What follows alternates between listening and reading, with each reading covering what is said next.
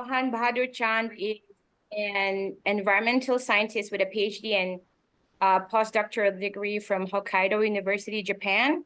He is an assistant professor at the Department of Environmental Science and Engineering, Kathmandu University. Dr. Chan specializes in Himalayan glaciology, and his recent research is focused on glacial lakes and associated risk in the Himalayan regions. He has over 13 years of experience in the academic research and development sector related to CCA and DRRM. So his presentation will be on Glock event in Nepal. So you go ahead, Dr. Chan. Thank you. Thank you very much for nice introduction. Can you see my screen and I'm Yes. audible?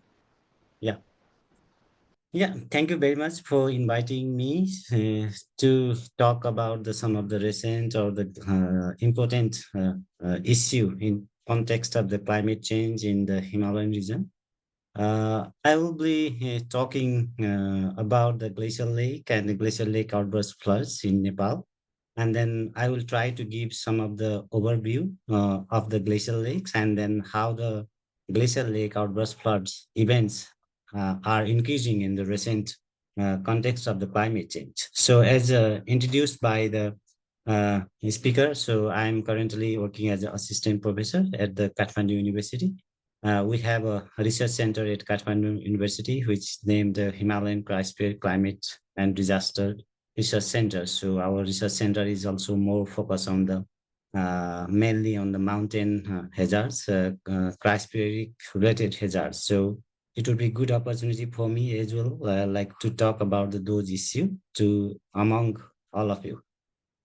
Yeah, if we talk about like why such kind of the events or glacial lake outburst flood or any kind of the mountain hazards are crucial for us who are living in the downstream of the high mountain region.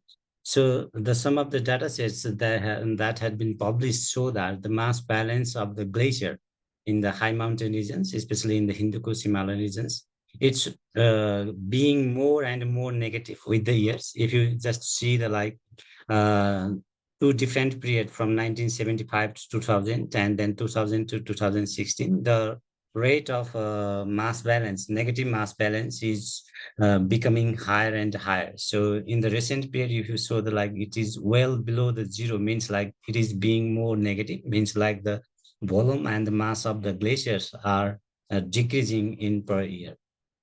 So this is just a image from the one of the largest glacier of Nepal, located in the Everest region. So talking about the glacial lakes, so why we are concerned about the glacial lakes. So although like if you just define the glacial lake, so these are the bodies of waters. Also, we can consider them as a sources of water for the downstream regions. If they are just like naturally formed, and then but the recent issue is that with the increase of temperature and changes in the precipitation pattern at the high altitude regions, then the number of those glacial lakes and then area as well is like increasing per year. So the once the number and the volume of those glacial lakes increases, they become like seriously dangerous, potentially dangerous for the glacial lake outburst floods.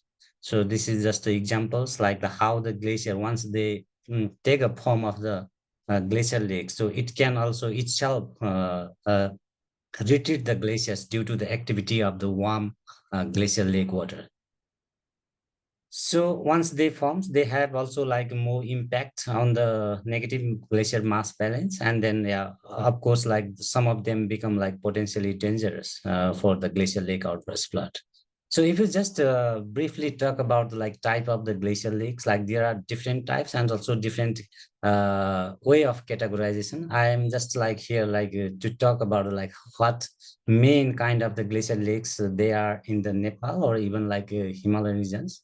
So some of the glacial lakes, they are just formed and at the surface of the glacier. If you see the like this is a black, but this is debris covered glaciers. So there is a ice below the debris. So we can see the some small pond at the surface of the glaciers. Those are termed as the supraglacial lakes. The another one is like a pro-glacial lakes, which usually forms at the terminus of the glacier. So these are usually in the large in size. So also like those glacial lake have like more issue of the glacial lake outburst flood because of their size and the volume. And some unconnected glacial lake are also there. Either they are fed by the glaciers or some are maybe not fed by glacial lake recently due to the vanishing of the glaciers, or there are no more glacier in that catchment, so they are just getting water from either precipitation or any other sources. So if you just talk about like how many numbers of the glacier lake in the Nepal, especially in the Nepal Himalayas, this is a study done by the ECMOD in 2011. So if you see the data set of 2011, there were only 1,466 glacial lakes with a total area of 64 square kilometers. And if you see the like size distribution of those glacial lakes, most of the glacial lakes are, you can see the green or black. The red one are the very few, maybe 4 or 5 glacial lakes. They have size greater than 1.1 square kilometers, but most of they are very smaller in size. But if you see the like recent inventory of the glacial lakes, so that the number is also increased very rapidly. If we talk about like basins, in terms of the basins, that basin means it also includes the boundary of the Tibet, China, as well as the some part of the India as well. So in that context, there are 3,624 glacial lake on that particular region. If we just talk about the Nepalese territory, there are 2,770 glacial lakes. So in within the Nepal, there the area is 85 square kilometer. And then the basin, if you just talk about the basin wise, then the total area of those glacial lake is 195 square kilometers. So if you just compare those two data set of 2005 and then 2015, the area and the number of glacial lake has been increased very rapidly. So why we talk about the in basin wise, once the glacial lake from the Tibet or even in the from the India, they burst out, they also cause the impact in the downstream, which is the like territory of Nepal. So disaster that might happen in Nepal as well. So we have like kind of such kind of data set is now available. So if you talk about the size here also, the large size glacial lake also increased rapidly. You see there was like largest glacial lake was less than 2 square kilometer. Now we can have like up to 5 square kilometer of the lake recently. So it means that the size and then volume of the glacial lake is increasing very rapidly in the recent period. So, out of those 3,600 glacial lakes, they have been categorized in the different category in terms of the potentially dangerous or not. So, out of those glacial lakes, 47 glacial lake has been categorized as a potentially dangerous glacial lake. So, out of 47, and then 31 glacial lake are like with priority one, and then 12 glacial lake have a priority third, and then only 4 glacial lake has least priority. It means like 31 glacial lakes, they are very large in size. They have a high potential to cause the catastrophic glacial lake outburst flood in the downstream region. So they must be like prioritized for the any mitigations and risk reduction measures in the futures. But even though these data sets are based on the 2015 year, 2015, but recently it is already more than 10 years or more than 9 years. So it need to be updated very soon because the size of those glacial lakes are very changing. The triggering factor for the glacial lake outburst flood is also changing with the time. So it's needed like update of those data set and also the categorization of the glacier. These are just examples the how the glacial lakes are changing over time. So few examples of the like typical pro-glacial lakes in the Nepal Himalaya. If you see the like all of the glacial lakes are they are increasing very rapidly with the times. This data set shows from 1990s to 2018. So some of the glacial lakes have like more than double in their size during that period. although like some glacial lakes have already grown at full extent, they don't have a further option to grow due to they are hit by some bedrock or the very high slope. But most of the glacial lake still they have a high potential to grow. Also, like they have a like different triggering factor in the future as well. So I'm here like I talk about the like large glacial lakes in the few slide, but now I want to show some of the case study that has been done by myself in the Everest regions. Here I used the very high resolution satellite image and then map all of the glacial lakes in the Everest regions, and then in compared to the EC mode that I have shown before, that they in the Everest region they have mapped only 226 glacial lakes. When I applied the very high resolution satellite image, I can map 3,290 glacial lake in this small catchment of the Everest region. So it means like there were 3,600 glacial lake in the whole three basins of the Nepal. But if we have like a different approach of the mapping, and then it can map the glacial lakes with the size 20-meter square. So in that context, there are very much difference of those numbers. And then if you see the previous inventory, they showed only 226 glacial lakes, but this inventory, which is done by using the very high resolution satellite image, so it shows the 3,209 glacial lakes. Although the most of the glacial lake they have very smaller in size, and then total area of all the glacial lakes is not so different, but it showed like there are numerous glacial lake are forming, and then they might become a large glacial lake in the future. So it is just an indication for the future. So these are the like different numbers of the glacial lake in the different subcatchment even within the Everest region. So higher the size of the glacial lake and then glaciers, and then higher is the number of the glacier as well, glacial lake as well. So this just plot shows like 87% of the glacial lake have size less than 5,000 meters square. It means like most of them are very small. And then just talking about the like terminus part of the glacial lake. So the pattern of those glacial lakes are not uniform in the whole catchment. If there are some large glaciers, they have a high potential to form the large glacial lake as well. Like Gojamba, Khumbu, Bhotekoshi, these are some of the large glacier in that basin. They have also like a large area of the glacial lake as well because of their slope and any like suitable geomorphology to form the glacial lake. So they contribute the significant in the total glacial lakes. So like out of whole glacial lake area, only 4 glacier have like 67% of the total ponded area. So in terminus part, if you see usually the large glacial lakes, they form at the terminus of the glaciers. So this uh, image shows like these have also potential to form to large glacial lake. There are like currently numerous glacial lakes. They are like somehow interconnected. Once the melting of the glacier will be continued in next few years, they will be combined together, merged together, and then they can become like a one big glacial lakes, and then they have like kind of serious issue in the future.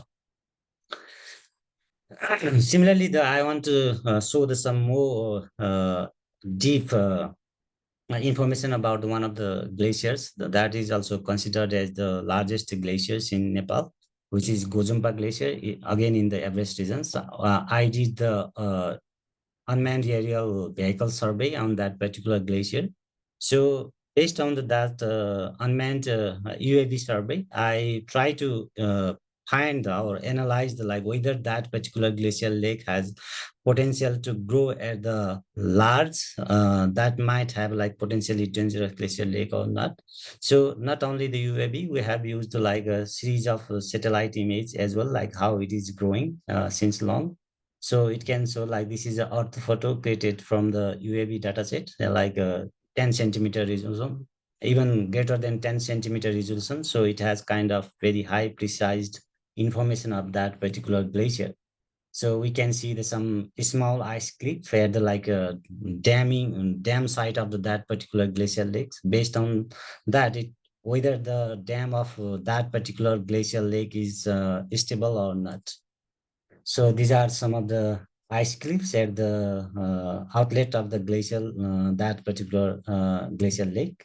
So here we created the digital elevation models for 2018, then compared with the earlier digital elevation models. So it shows the very high rate of elevation lowering where the glacial lake exists, and then associated some ice cliffs because of the exposed ice cliff. It has very high melting rates.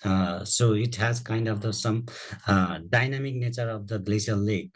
Based on this data set, we can see.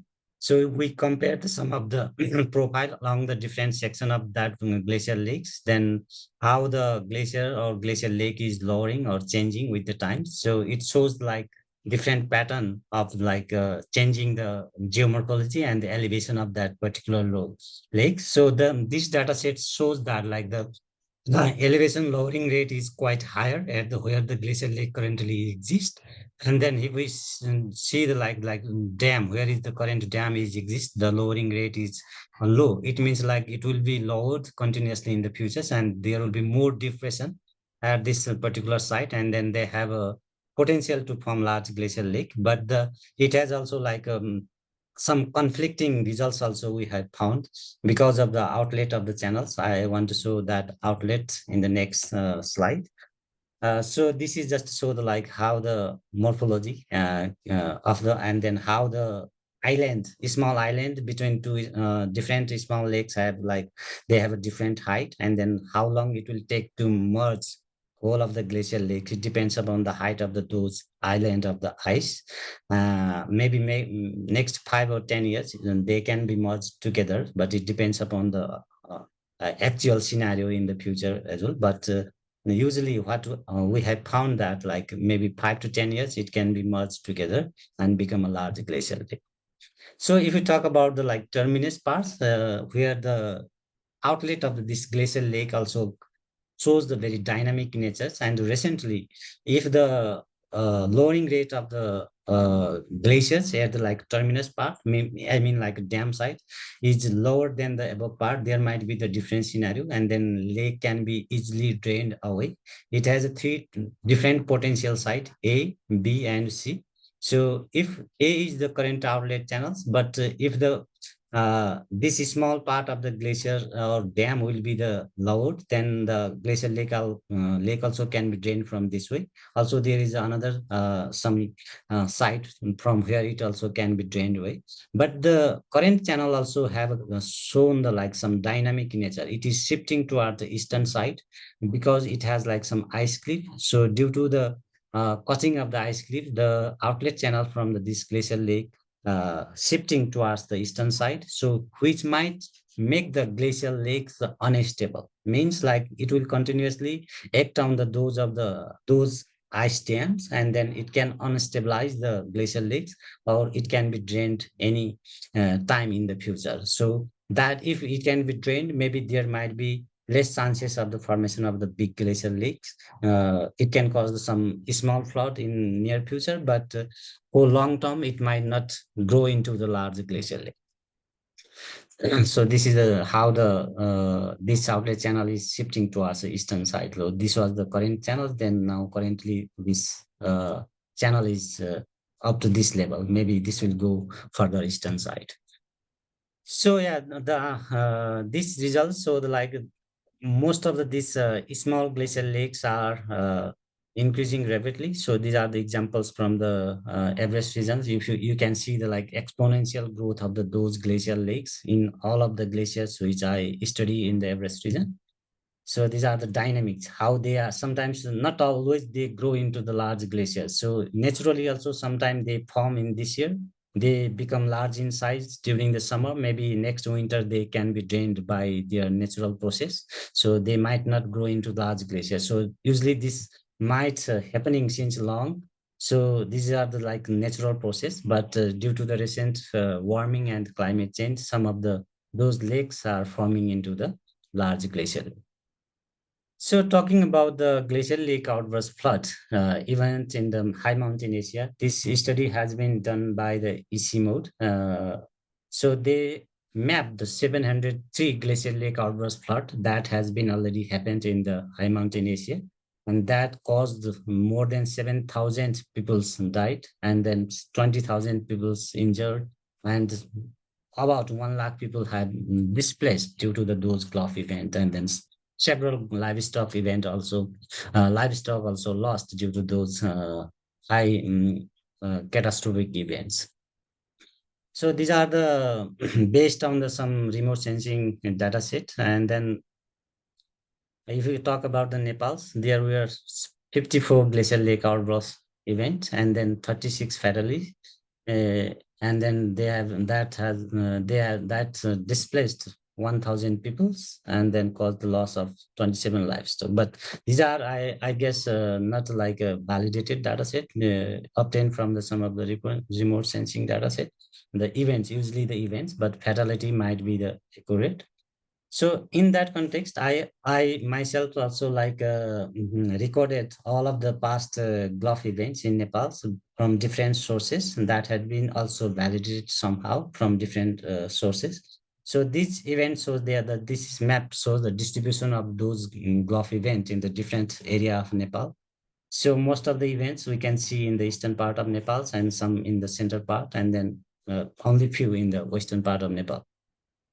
So in total, 30 glacial lake outburst flood that has been recorded. Out of 30, 19 within the Nepalese territory and 11 within the territory of China. Also that caused the impact in the Nepalese territory. So in total, 30 glacial lake outburst flood were recorded in here. So seven, it means like 7 glacial lake outburst flood we mapped by ourselves in the eastern part of the Nepal in the Kanchenjunga regions by using the social survey as well as the remote sensing survey. So these were the not recorded before. Recently, we published those data set in one of the journals. So this study shows that like there are still several glacial lake outburst flood have been occurred in the past, but that were not recorded or they have been not noticed by any newspaper or any media. So that have just happened in the remote regions. Nobody noticed that. So such results indicates also same.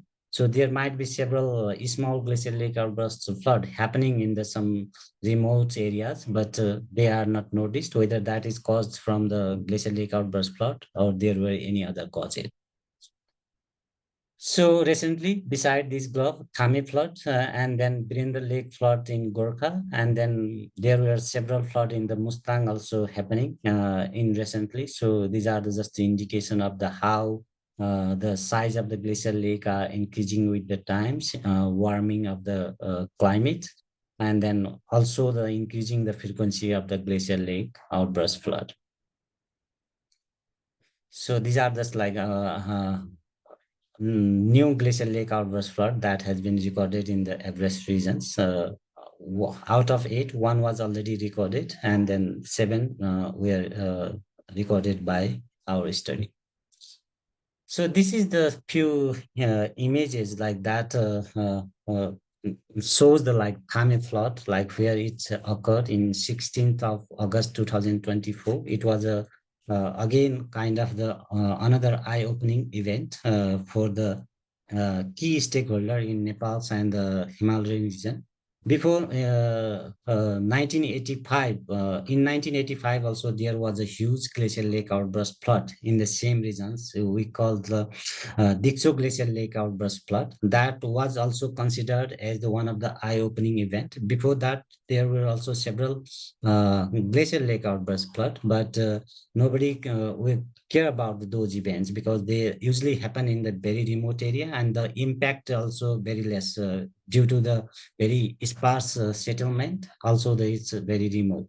But recently, even though this small event, small glacial lake outburst flood means like size of the glacial lake is small, that can cause the very large impact. If you see this Thame flood, this is the exact examples of the like how the small lake is also cause the very high impact due to the it's like natures, and it can also like carry the huge amount of the debris with the volume of the water. So these are the images. There's taken from the different sources by myself. Also, some of the study or helicopter survey done by the municipality, Khumbu Pasang municipality. They show the like the breached moraine from this particular glacial lake in the Everest region. So this was the glacial lakes. And that was like supplemented by the next first lake. So this was like breached during the event. So it caused about 130 people displaced from the Thame village. More than 20 houses were destroyed, one elementary schools and cleaning also destroyed. So it was kind of very catastrophic. So according to Department of Hydrology and Meteorology, they have like analyzed some of the temperature before and after the event. So it shows like slight rising of the temperature since a few days before the events. And also they noticed like clearly the level water level rise at the Rabua Bazar, which was like 82 kilometer downstream of that particular lakes. So they have also kind of the instrumentation in the downstream regions, but it was quite big in distance. So it cannot be used for the early warning system. If we have kind of like such kind of the water level measurement very close to those glacial lakes that can be used as a like early warning system and then evacuate the people at the safer place. But in this context, it was too late to get the like rise of water level 82 kilometer downstream of the lakes and then to send the alert message to the people. So although like at that time the season was different and most of the people were not living at the settlement, they were in the away from the settlement. Also like it was during the daytime, so most of the peoples were safe. But if there were like different situation or scenario, their impact might be even more higher than this one. This was the, like just like how the debris has like uh, deposited in the Thami villages. Again, some of the images also like analyzed by the Stimson Center. We can see the like different changes happened in the Thami village. So these are the some of the like how that particular glacial lake has been evolved since 1989. So some of the glacial lakes they have formed already in 1990s, but they were not. They seems like quite stabilized. They are not growing. They have already taken some form, but lake one, if you see that this lake, it's growing very rapidly in the recent periods. So this was the main causes of the glacier lake. The glacier, this lake was breached out and then it supplemented the another glacier lake. Then this lake was also breached totally and caused the very serious damage. This is a little bit high resolution data set, so it can be shown more clear. So how this particular glacier lake has increased, and then one lake has caused the another lake breached. It can also cause considered as the cascading event. So finally, I want to show some of the way forward. So not only the large glacial lakes, they are dangerous for the glacial lake outburst flood, the Thami flood, and then if you see the like Lhotse Glacier Gulf in 2016, and then uh, similarly in the Boron Valley, there was another small glacial lake outburst flood in 2016 again. So these kind of the events showing that like not only the large glacial lakes, they are potentially dangerous, but small lakes, which are less concern of the most of the study. Also, they are not recorded by the any previous study. They have also shown serious glacial lake outburst flood issue. So not only the large glacial lake, we need to monitor the small glacial lake as well. So that might provide like some important information for the local communities and government, any other key stakeholder. So recent climate change agenda has been proposed by the different mountainous country. So if we have kind of such kind of the information inventory of the glacial lake, glaciers, and then the impact in the downstream region. If it has been studied well, so we can have like greater voice in the different international platforms so that we can get some fund in terms of loss and damage, climate finance, and then we can have such kind of the facility as a like a developing country. So since we don't have any roles in the climate change, so it needs to have like collaboration between local government, provincial, central government, as well as the academic and research institutions, so that we can have like a better data set, and then that can be used for the management of the such disaster in the high mountain region. So not only the remote sensing and modeling based study, we can have like initiate and promote the field based study of glacial lake and associated glacier, as well as in the downstream region. So if we can have kind of like a special unit of the cryosphere disaster management under the central government, it can have like a better position in the future. As the number of the glacial lakes are increasing very rapidly, there might be the more frequent glacial lake related hazard in the future. So if we kind of the like a special unit under the government, so they can have like continuous monitoring system and then management of those disaster in the high mountain regions, and not only in the Nepal, so India and Bhutan as well. So that will be beneficial and way forward in the future. Yeah, that is my end of presentation. Thank you very much for your patience. If there are some questions, quiz, I will be happy to interact. Over to you. Yeah. Thank you so much, Dr. Chan. Everyone, if you can put your questions in the Q&A section, that'll be great. Because the chat is coming on a lot, so we might miss your questions if it's on the chat. So next speaker we will have. Thank you so much, Dr. Chan. Again, kind reminder, please put your questions in the Q&A sections. And now we will have our second speaker, Mr. Yang Dorje. Mr. Yang Dorje is a DRR expert with a Master's of Arts in Geography from JNU University in New Delhi, India. He is working as a Chief Program Officer for the Disaster Preparedness and Response Division, Department of Local Governance of Disaster Management. Mr. Young worked extensively on education in emergencies and led the formulation of the Ministry of Education's Disasters Management and Contingency Plan. And he had facilitated many trainings on disaster preparedness and response for safe schools while serving as a disaster focal officer in the Ministry of Education. And he has over 25 years of experience in education and disaster management.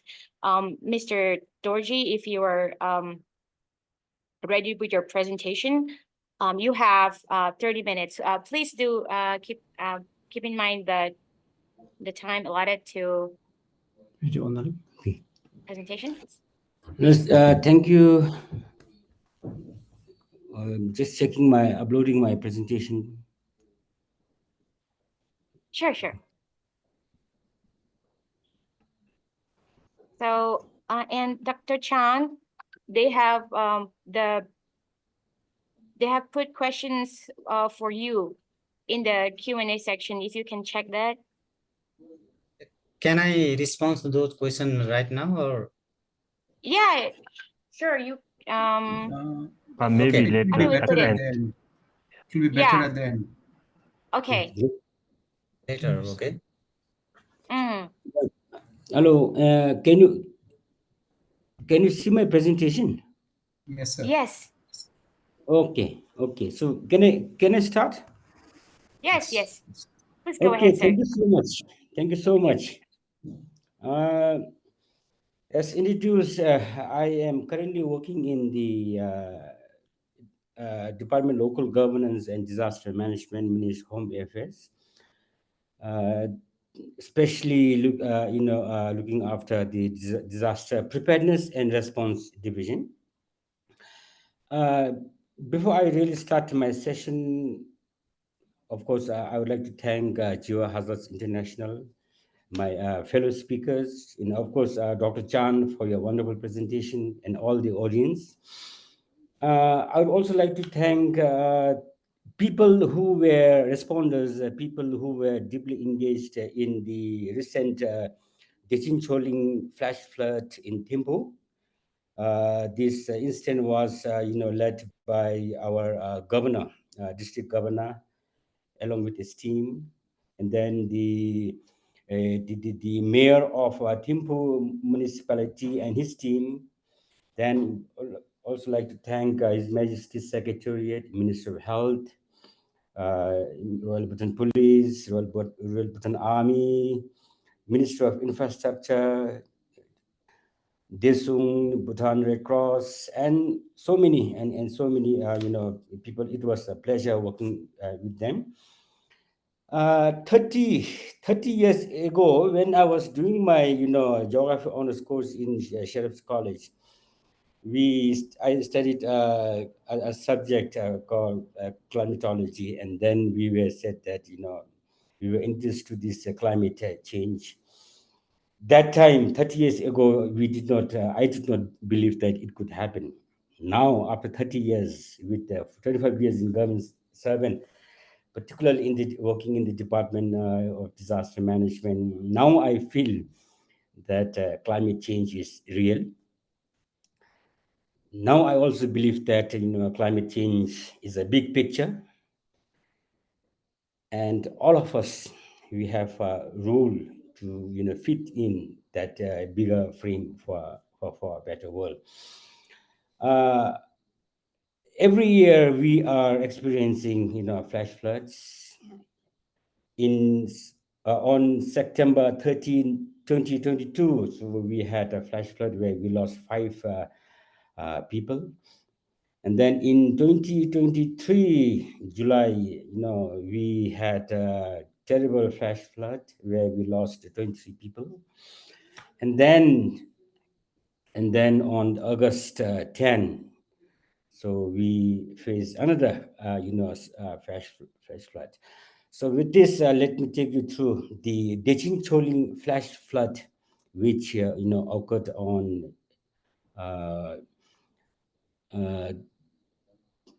10th August 2024.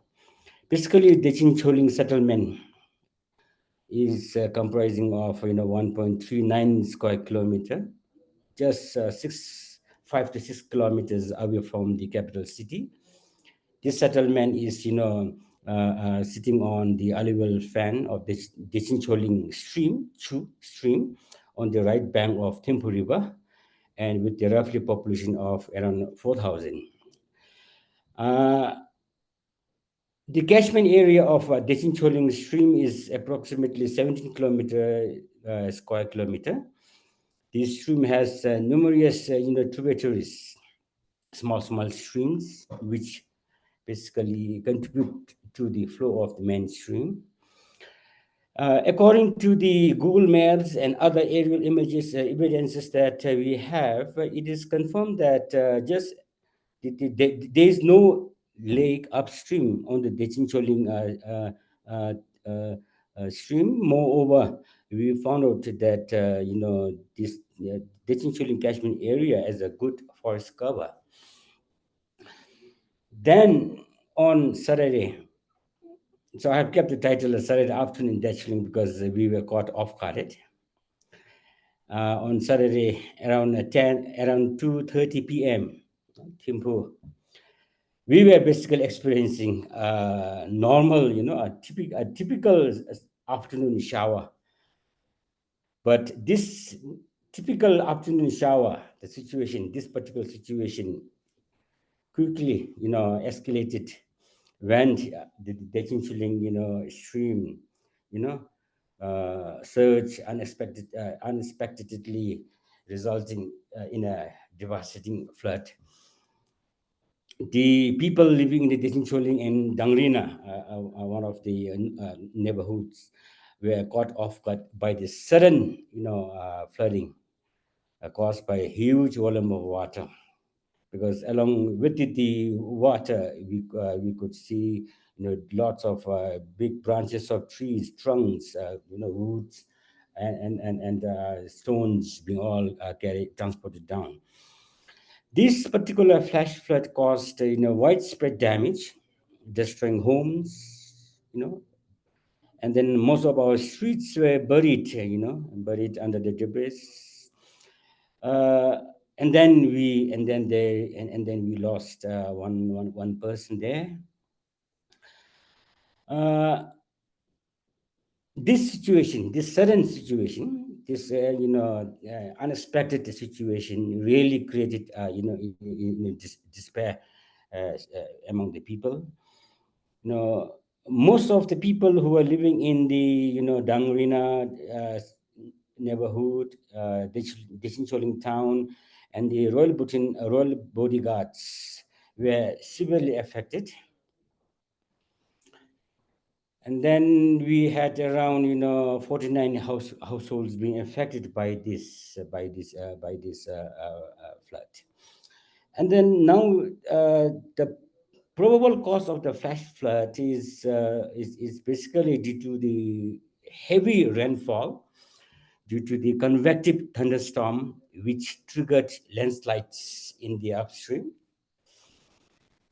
Furthermore, the findings also highlighted that high intensity rainfall on 10th August really saturated the soil, and in turn it triggered landslides. However, like Dr. Jan expressed, since this flash flood occurred during the daytime, so most of the people were away for the work as a result. So and since it happened in the daytime, so people could evacuate safely, and thus we did not face its full severity. And the possible causes of the flash flood were conducted by a team from the National Center for Hydrology and Meteorology and the Department of Geology and Mines on the 13th August 2024. So basically, this is the image of the affected Desincholing area. You can see the Desincholing stream running straight through the middle of the area. So now let me show you some of the pictures after the flood.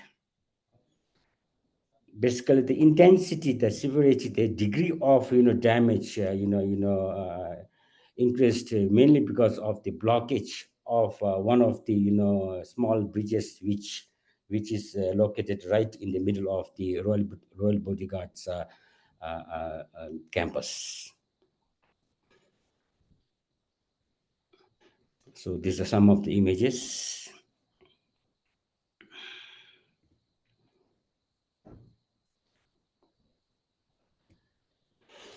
And then right after this flash flood, these are some of the initial response that the teams responsible for response, relief, and recovery, efforts took in. And then you see, as I said before, we had only one, fatality. We lost one life. And then the wife of the deceased was rescued. And then we immediately transferred her to the hospital. There were around more than 140 individuals affected. However, due to the prompt response by the responders, so we were able to evacuate this and then relocate them to a safer place, and then they were housed in the officer messes and then NCO messes. At the same time, since the people were traumatized, and then most of the people were experienced this flood, for the first time unexpectedly. So we had to, the payment secretariat provided, counseling services immediately to almost 52 people. And then we also have Ministry of Health and the Bhutan Red Cross Society, coming into the picture, and then immediately providing medical services including the non-nationals as well. And then His Majesty's Secretariat, under the command of the Her Majesty Royal Queen, also supported, provided essential support to the affected people. And then immediately, what this response team did was, activation of the incident command center, from where the efforts for response, relief, restorations could be, coordinated in an effective way.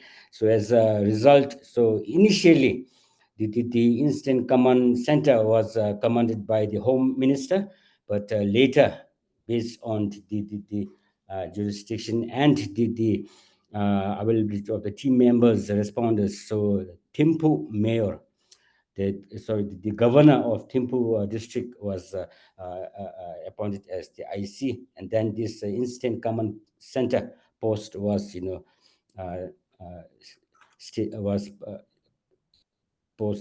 stationed in the Royal Bodyguards headquarters.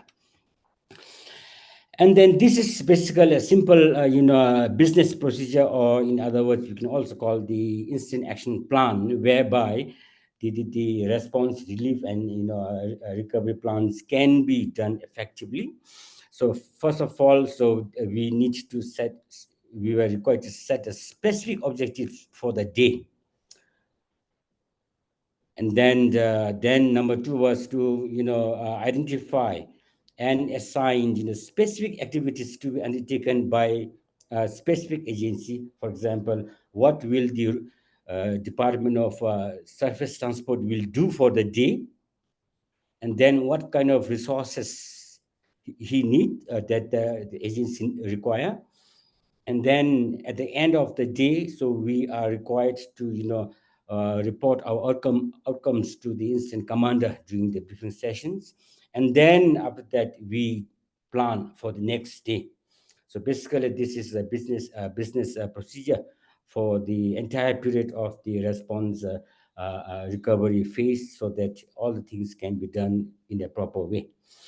When it comes to relief and restoration efforts, so we have a specific agencies for specific, objectives, for specific tasks, so that there will be no duplication of the, efforts, and then everyone is made, their roles and responsibility clear.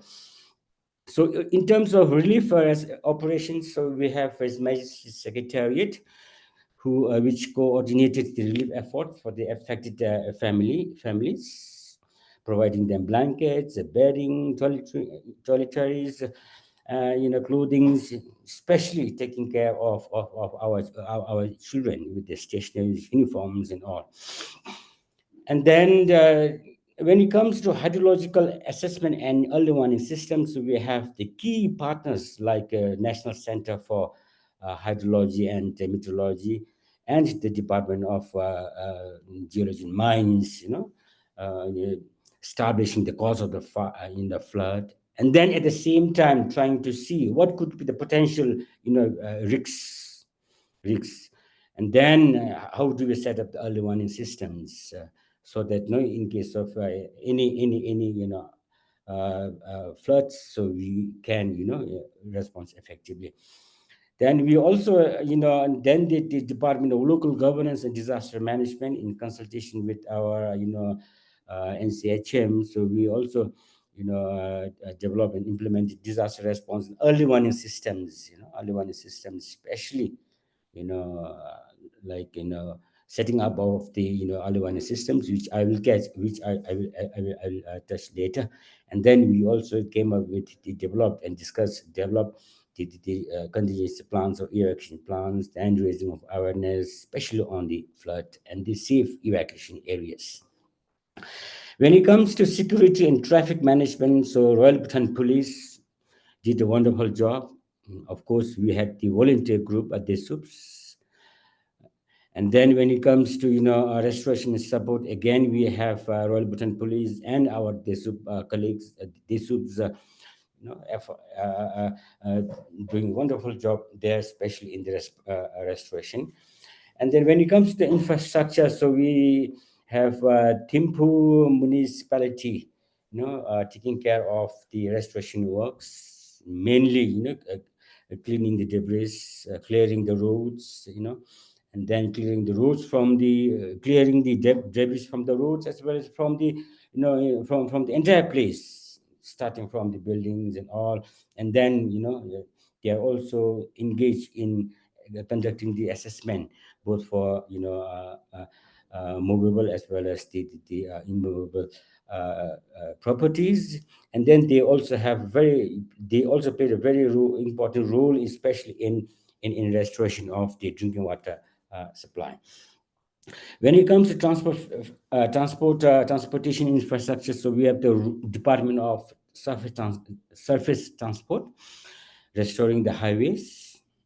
And then we have a bridge at Dangrena, which was severely affected by the bridge. And then the Department of Surface Transport had to do the boulder pitching and strengthen the bridge. And then when it comes to the restoration in the RBB Royal Bodyguards colony, which was supposed to be the most impacted area, so we have the manpower led by the brigadier of commandant of Royal Bodyguards, taking care of the restoration facilities there. And then for the medical and counseling, as I said, so we have the Ministry of Health and Bhutan Red Cross Society, providing medical services, whereas the PMR Secretariat, took a lead role in providing the counseling services. And then, since the lessons learned, recommendations, the experiences that we have gained from this will play a vital role in further revamping our future response, future preparedness. So we have the incident management team of Thimphu district, led by the disaster management officer and his colleagues, taking care of the documentation and reporting as well. And then another major milestone in the aftermath of the Dejin flood was the school resumption. Initially, 2 schools were closed, and we had around 121 students, being misplaced. Some of them lost their, stationery. Some of them lost their uniforms. Some of them lost their, houses. So in a way, His Majesty's Secretariat, provided a very crucial role in providing uniform and the support required for these students. And then on 14 August, so these affected schools were able to resume, where the psychosocial supports and other essential supports required for the student safety were all ensured. And then the school also conducted flood evacuation drills, and then their contingency plans were reviewed based on the current scenario. So these are some of the pictures of our young innocent children joining the school after the flood. And then now with this, let me take you through the potential risks of the upstream stream. And then, first of all, like I said earlier, on the 11th August, so a team from the National Center for Hydrology, Meteorology, and Department of Geology and Mines, so they did a risk assessment study, and then focusing on the upstream areas, basically to identify any potential threats or risks that may be there flooding. So these are some of the observations, saying the Dejin stream was observed carrying muddy water from the base of the hill, right from the catchment area, which clearly suggests that there were multiple cloud burst like phenomena during the incident. And then significant risks were also identified just about the Techinipu temple, where the normal river course was obstructed by big boulders and trees. And then a portion of the stream had diverted towards the Panglizamba temple, which is located below the affected area, which further raised the concern on a potential flooding in case of heavy rainfall. And then at the same time, the Department of Local Governance Disaster Management, also did a small study to assess the course of the stream river bifurcation, and basically to see the probability of breaching points for immediate mitigations. And subsequently we were able to identify and then submit to the incident commander that there were four breaching points for immediate mitigation, which the mitigation works were done immediately. And then these are some of the areas at the breaching points, basically to clear the ways for the water to flow, so that there won't be any breaching towards the roads. And then as a part of the surveillance measures for the Dechen area, so Department of Local Governance, Disaster Management, with the National Center, Hydrology Center, Royal Bodyguards. So we installed four alarms in the current signal office of the Royal Bodyguards thing. Number two was then we established the manual river level monitoring, and then after that we also stationed 3 Royal Bhutan Police personnel upstream to monitor this equipment and then inform us of anything. And then last one was we conducted the flood evacuation drill on 19 August, where around 3,748 people participated. And then the lessons learned from this evacuation drill were all incorporated in the plan of Dechen. So these are some of the pictures of the evacuation drill. And then when it comes to early warning system, especially to enhance the preparedness for future flood incidents. So NCHM, provided us a lead time of 13.5 minutes from the stations that we have established in the upstream till the Dangana Bridge. And this information was very crucial for us. This lead time was very important for us, especially to communicate to the people in the future, as well as while conducting the evacuation and mock drill for the residents of Dechen. So this is the information flow, SOP for the information flow for the community, which was tested, and then we communicated to all the people through the local governance leaders.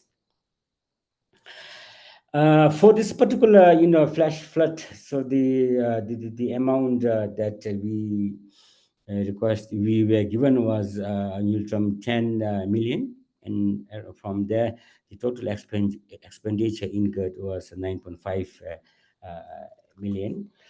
And then basically this amount was given for relief response and restoration activities, but not in a larger scale. Now, these are some of the lessons that we have learned from the Dechen flood. Number one is the early warning systems. How important is the early warning system, especially in preventing loss of life? And so effective monitoring and alerting the people at the right time through this through the establishment of early warning system can play a big role. Number two is there's a need to conduct a comprehensive risk assessment. Number three is the resilient structure, such as bridges, roads, sewerage, water treatment plants.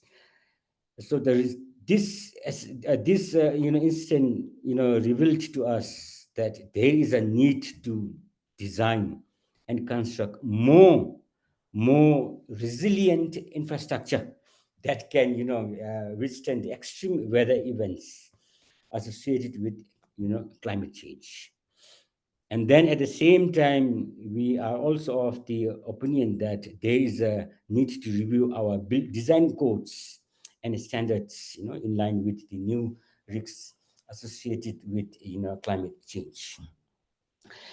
Fourth lesson that we have learned is there needs to be an established clear communication, coordination, response mechanism for effective response.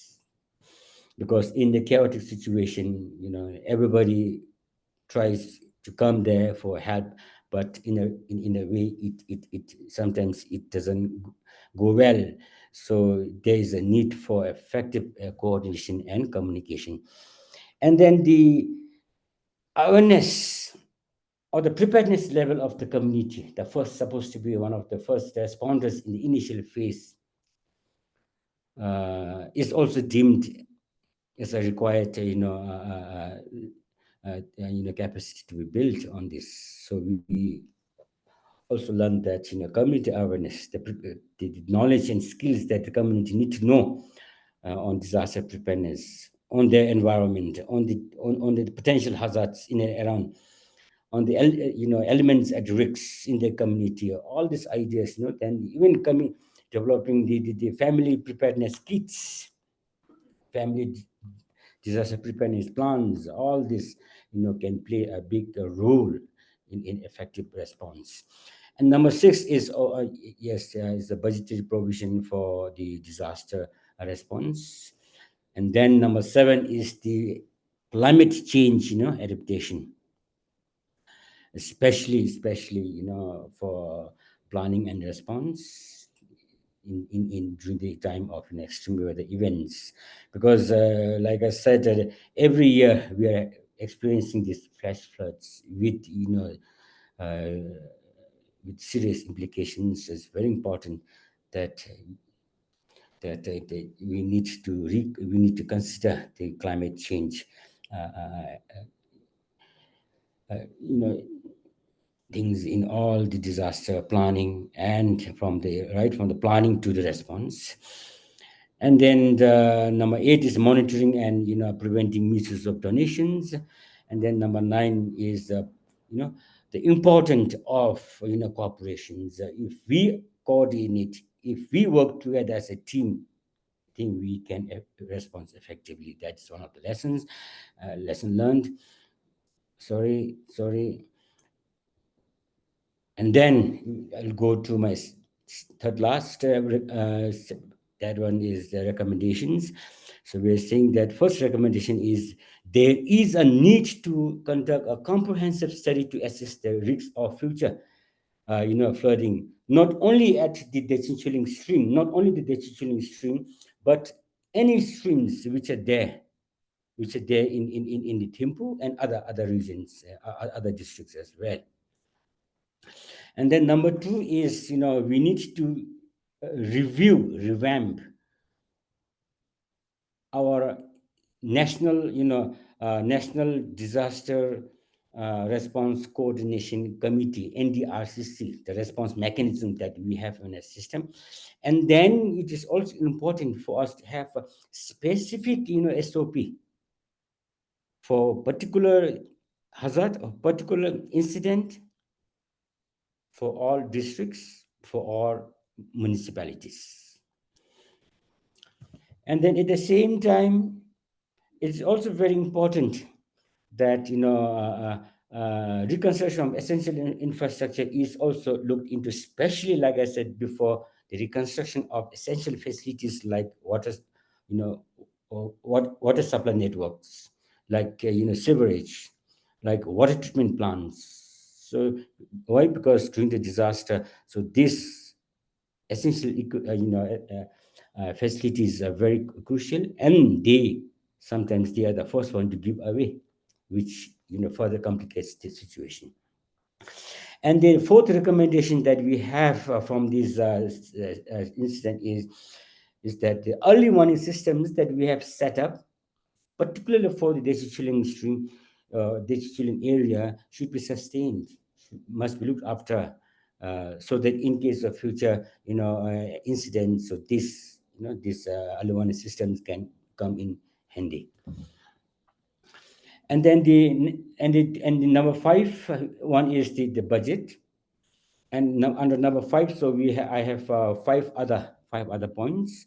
So that is the Minister of Finance, as they supported us in giving the money during this incident. So we are also recommending that the Minister of Finance, as happened during this incident, they should be able to release us the advance for effective response and relief.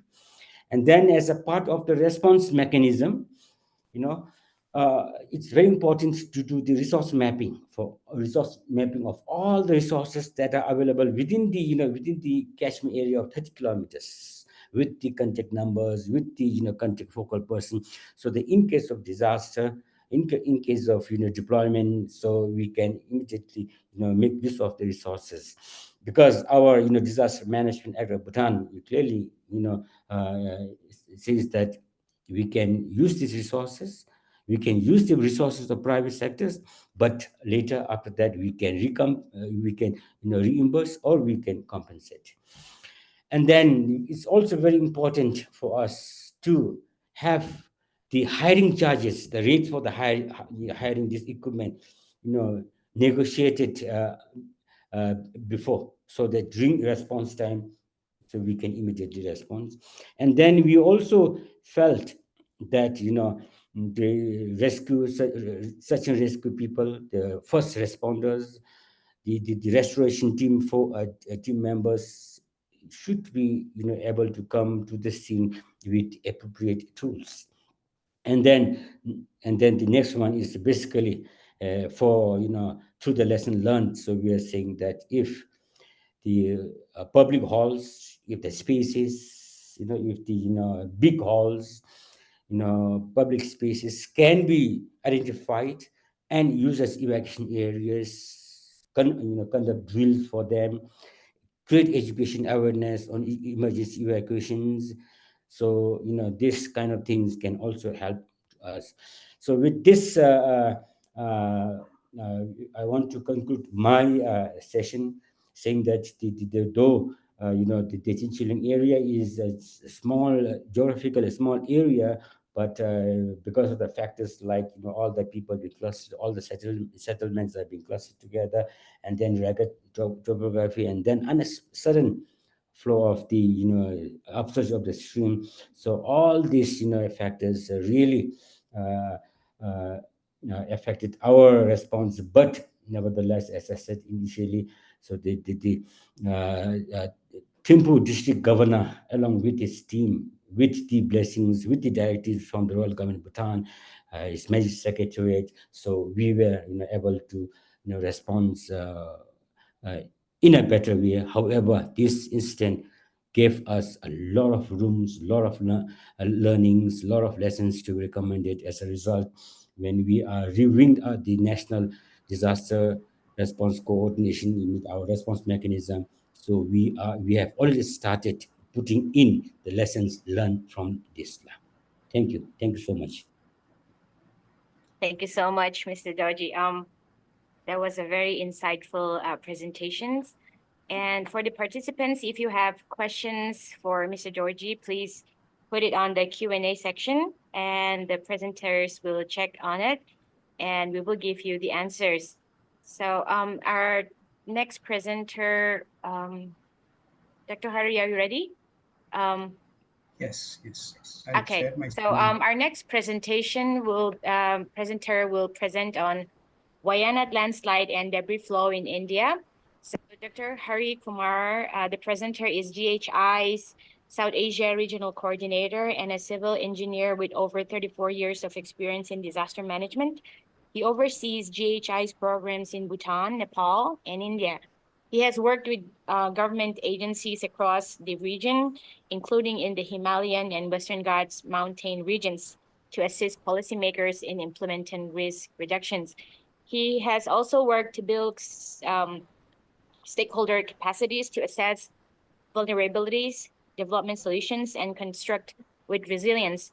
Dr. Hari holds a PhD in risk mitigation planning from the Department of Architecture and Planning, Indian Institute of Engineering, Science and Technology, Kolkata.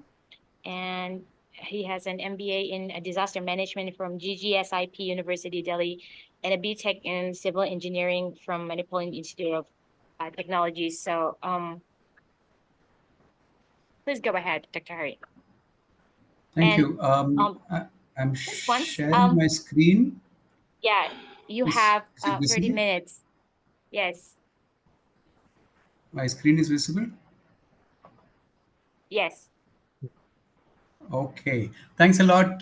Thanks a lot, Rinpui. Thanks a lot, everyone, for being here. And it is wonderful to, go just after two people I admire a lot, Dr. Chand and Doji sir, Yang sir, and I. We have been working together for a decade. So it's wonderful to take off where you have finished, sir. And I'll be talking about the landslide debris flow for which happened in Wayanad in Kerala, July 29th, on the intervening night between 29th and 30th. Actually, I shouldn't just say landslide and debris flow, because there is something in between the landslide dams, and the debris flow in Wayanad on this day. And it actually wiped out two towns altogether. And we will see what exactly happened in that place on that fateful night. But where are we talking about? What location? It's in the south of India. The state of Kerala is, it is in the very close to the tip of India, one bounded by the Arabian Sea on one side, and the beautiful Western Ghats on the other. Hills are always beautiful. We've seen in Bhutan and Nepal just now, but they come with their own set of challenges. So Wayanad is on the Western Ghats, and this is where we are zooming into, and this is where the event which we are going to be talking about happened in a place called Mepadi. And the landslide origin, as you can see, the landslide origin is about 8 kilometers away from the Churalmela town, which was eventually affected a lot. So, it is not just the landslide which has affected. The landslide, yes, was the start, but what made it a cascading event was the presence of landslide dams, and the bursting of which created that debris flow which affected Mundakai and Churalmela. So let us quickly go through what really happened in the event. So this is the origin of the landslide. The landslide source, 1,400 above mean sea level. The river comes down and passes through some very narrow places where a possible landslide dam one happened here. There were three. The first one was here, and you come further down. There was a very short, high bridge, which also may have caused a landslide dam to form. Then, where the river turns to the left, there was a narrow area, Sitamakund. There also a landslide dam was formed. And the river comes and merges with another river, which was also in spate at that point of time, and then travels together to to Velarmela school, and it goes further on passing under the only bridge connecting the whole area to the rest of the district. And the river then moves on and goes further down to a waterfall. So the river has been flowing north till now, and it takes a U-turn and then flows towards the Arabian Sea, turns towards the west and flows towards the Arabian Sea. So this is the river. I don't call it a river, because in normal cases, like Dodgy sir was saying, it is a stream. It is just a stream in normal cases. And what really happened, let us see. So the source of the landslide is here. So you can see it's pretty high in the Western Ghats. And this is a satellite image from 2019. And let us look at the same place in 2021. You see that there has been a small landslide which has happened in between. In 2020, there was a landslide which turned into a debris flow, but it did not, affect a lot of communities. It just came down to a kilometer and more, a couple of kilometers probably, and did not result in any deaths. So, like Dr. Chand said, we need to be looking at these small events as well. Anyway, this is what happened in 2020. And then moving forward to April 2024, you can see the source of the landslide. Already a part of the erosion has already happened because of the previous slide. And now geologists have, when they have examined, said that many cracks have developed on the soil on either side of this gorge, which got triggered by one of the worst cases of heavy, intense rainfall, 586 rainfall in 48 hours preceding the event. This is actually about 6% of the annual rainfall you're getting in a couple of days. So the landslide event happened. It happened at night. We are not really sure what time the event happened, because actually there's no one staying anywhere close to this where the landslide has occurred. The habitations are at least a couple of kilometers away. And this landslide event, once it happened, and you must remember that the river was in spate. This is the images of the source of the landslide taken 1 month after. You can see it is a gorge-like structure. One side has failed. There is a lot of debris still left here, as we can see in both of the images. Then the river actually flows through very narrow gorges. There are several streams. It is not just one stream. There are several streams converging onto the stream. There are several, so-called tributary streams which have come. And along the river, if you come down the river then enters very, very narrow gorges, very narrow, even narrower than the ones before. And you can see that this is one of the narrowest gorgeous places where we expect a landslide dam to have formed, because it's easy for trees and rocks to get stuck here. And a rock is still stuck there, as we can see in the satellite image produced by KSDMA. And when we look up, this also video was taken 1 month after the landslide debris flow happened. So this is where the river flows through the very narrow location. And this is, if the landslide dam has happened here, you can imagine the side of you can see the tree cover has been removed on both sides.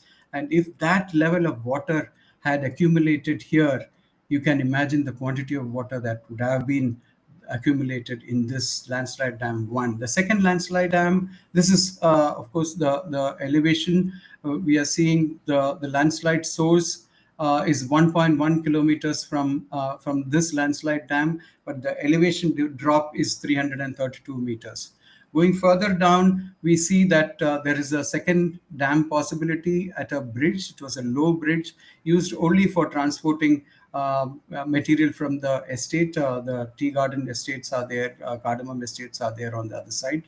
So that is a 1 kilometer distance again from the previous dam, and the level difference is of 65 meters. So there again, but I don't expect this landslide dam to have lasted a long time, because the bridge was a weak bridge, the remains of which have not been found so far, because it was just taken away by the debris flow. And further down, the this is the bridge, the low bridge. You can see there's hardly space for the stream to flow under, and when the water becomes too much, it flows over. That was the way it was designed to. This is a photograph of a person who's standing there on the bridge the day before the whole incident happened. The water was almost touching the bridge. And looking from the bridge upstream, now we can see, taken a month later, how much of debris has been, erosion has occurred on both sides. On the right side, you can see a lot of erosion has happened, and a lot of deposits have happened. On the left side, lots of big, huge boulders have been left behind. This particular boulder here is not new. It has been left behind. No one knows when it came. So it is before people started coming here and living here, maybe a century back. So this must have been left behind by some ancient debris flow event. Going further down the river, you can see me standing for scale in front of a boulder, which has been, this place is full of similar boulders. And this is at least 25 meters above the bed level of the river or the stream. So, and this location, I was checking on Google Maps, this was a settlement colony. I'm standing above a settlement colony, which means that it has been covered in mud, and lots of boulders have been left above. So this is the river or the stream coming down, and then it flows again towards the north itself. It is still flowing in the north direction, but it turns at a place called Mundakai. That is Mundakai, and there again there is a very narrow waterfall, a very narrow space, a narrow place which the river has to pass through. That is the third and final landslide dam, which we suppose was the biggest landslide dam which was formed here. And because of that, this is where the river comes and takes the turn, and this is where the landslide dam was expected to have formed. And because of this damming effect, there seems to have been a whirlpool kind of flow around, which affected this entire settlement on either side. The Mundakai, the mosque is here, and standing in front of the mosque and looking upstream, we can see where the landslide dam was formed. You can see the erosion on one side and the less erosion on this side. And looking up, this river was about 6 to 10 meters wide before this event, and look at it now. It is 30 to 40 meters wide right now, and that happened during that very, very short period of time when this event happened. And it has taken away everything in its path. Here there used to be houses here, there used to be a post office here. This was a two-storied, a three-storied house which was here, a three-storied house which was here. Remains are, you can hardly see the foundation. They seem to have constructed it well, because the retaining wall which they have constructed to prevent from the land from sliding onto their building is standing strong. So the building may have been constructed, but it's missing. And there is another building here which survived. There's a tree locked in, and because of the the effect of the water, the tree has gone into the wrong way. It has come from the downstream side to the upstream side, because of the swirling waters which affected the whole place of Mundakai, and left another, you can see a bus-sized stone. This is 29 meters above the riverbed. You can imagine the kind of velocity, the kind of force which brought these huge rocks up and deposited it here. The mosque is still above. This here, and you can see the top of the mosque. The mud has reached right up to the top of the mosque, and left a souvenir in this huge rock here, and the river continued to flow downstream. went ahead and met with this other river, which was also in spate. It is called the Padavatipura. It met that. It was in spate. You can imagine a river in spate meeting another one, which is bringing a lot of debris. And normally these two rivers would merge and go along the side of the school. But now, with all the debris and the water, the amount of water which was coming in, it went right through the town, and all these houses were lost. And this is the school, which was also affected, is still standing. It was nowhere close to the river. Actually, there was a huge playground here for the school, and the river was on one side. And this is what happened. And every house which was on the higher side of the school has also been affected, who considered themselves safe.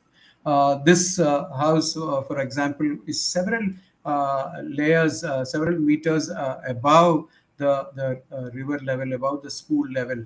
And this was completely lost. Actually, this house has a story to tell, because this is the house of a young nurse, Neetu.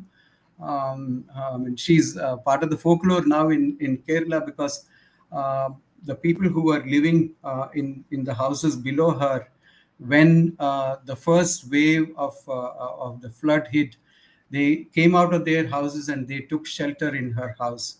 And the people, there must have been about 40 people in this house, and they were in 2 rooms. And she was actually giving fresh clothes to the people in the second room, when some huge boulder hit one wall of the house and took away everyone in one room.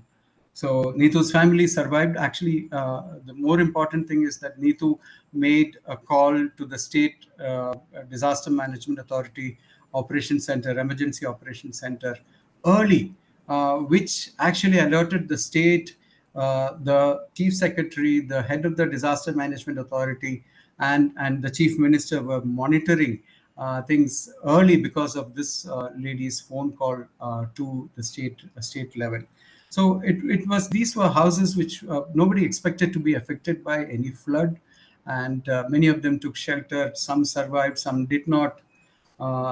This drone video shows the town. The river flows far to the left of this video, where the video should be. These are houses, these are markets, which were completely overrun by the two rivers merging and bringing all the debris. The debris was all deposited here. And, the houses, schools, shops, everything was lost. And what we see now looks like it has always been a river, and that is where the second river is merging. And on the left side is that place with the mosque where we were looking earlier. So the river flows down further in good times. It used to be a very beautiful river flowing under the Oli bridge, which connects the Mundakai and Churilmala to the rest of the district. It flows across. There is a nice temple there. This bridge was lost pretty early in the event. It was rebuilt in a matter of 3 days by the Indian Army. They built a Bailey bridge across immediately, and these are the remains of the temple. Nothing was left, or no one who was there in the temple was survived. So just going through the timeline quickly. In talking with people, I was lucky enough to spend 4 days talking with people there. And 3 weeks before they went, there was an increase in wind speed. And people, the local community says that it has always been like that. When there is an increase in wind speed, they know it is going to rain continuously. And here also it happened. From July 27 to 29, there was continuous rain, but the river water was not coming down. Normally, when the rain stopped, the river water would come down almost immediately in a matter of hours, but it was not coming down. That was actually because it was still continuing to rain in the hills. Yellow alert was declared on 27 and 28, and Orange alert on 29th was issued. But because there were 6 days of continuous rain, the fire and rescue, the local panchayat, they contacted the local volunteers and asked them to be alert and also to inform them of the developing situation. The panchayat held an emergency meeting. I'm talking about the day before, on the day during the day on 29th. They had an emergency meeting and decided to initiate evacuation, not just here, in other places also, which they feared could be affected by floods and landslides. And during the day, the control room was opened in the Gram Panchayat. The Panchayat members, the fire force, and the police went to ask the community to evacuate. Uh, though they did not carry any evacuation orders, they were requesting people, and some people evacuated. Many refused. Many said that they will take care of themselves. The people who evacuated, a few families came down and stayed in the school. We saw that the school was affected, but that was the designated shelter for the evacuation. That was the camp. So officials came to the camp. They stayed there till the evacuees had dinner, and they set up the camp operations, ensured that everything was working, and they left at 8:30 p.m. But at 9:30, the evacuees, because they are people who have been living in the hills for so long, they noticed that the water levels was getting high, and they said there was a smell of mud in the water. So they at around 9:30 they called the panchayat officials and say that we don't want to stay here because we fear that things are going wrong. So the panchayat official said that you can move to the shelter in the child care center, which is up the hill. There may not be enough space for everyone, but you may have to adjust tonight. We will see about tomorrow. So they all moved, which was actually a lucky break, that they were actually in the camp was in a place which later on got flooded. After they left around 1:30 in the morning, the muddy waters rose and many houses were inundated. The power was lost. People really did not know when they got out which way they were going. There was hardly any way to understand because the river was flowing all around their houses. Some of them are said to have walked closer to the river, while some walked towards the road. I told about Neetu, who called the state control room, and that really helped KSDMA be alert. They made sure that the panchayat, district, and fire force teams started for the location. The panchayat is over 40 kilometers from this location. So they started from the location, but they were stuck in the road because many trees had fallen across the road. The fire force had the cutting equipment, so they were quickly cutting and coming, but it was still, they were delayed at that point of time.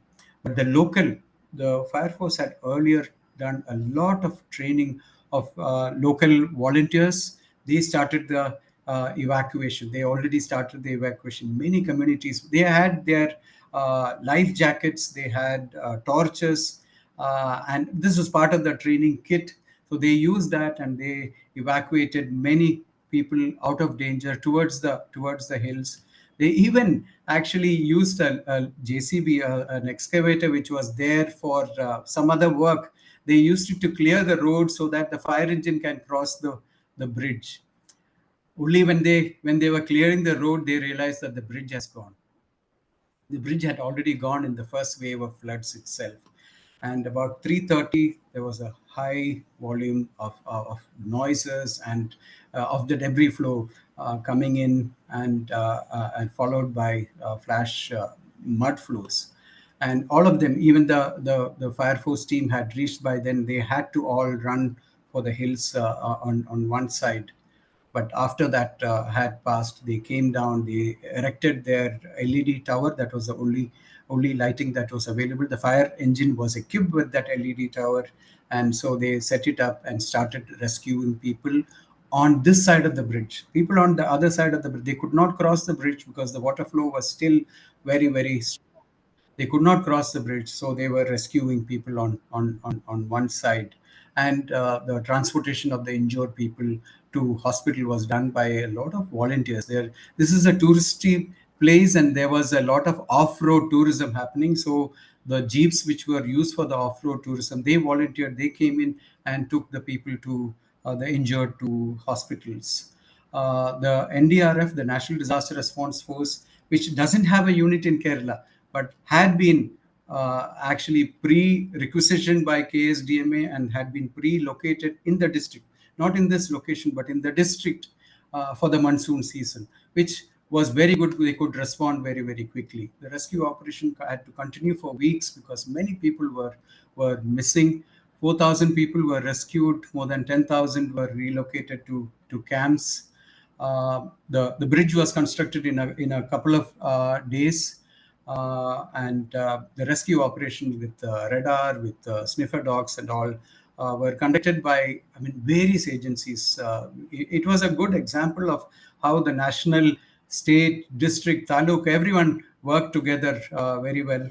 The body parts were found over 75 kilometers away. You can imagine the river flows down the waterfall and then it turns and flows to the Arabian Sea.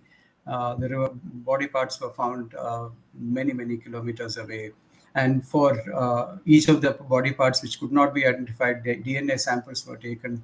The dead bodies were buried together with all religion prayer. There was a need for trauma counseling, and I think that need is continuing. Trauma counseling, not for the survivors, not just for the survivors, for the responders. I was surprised to see that everyone became a responder.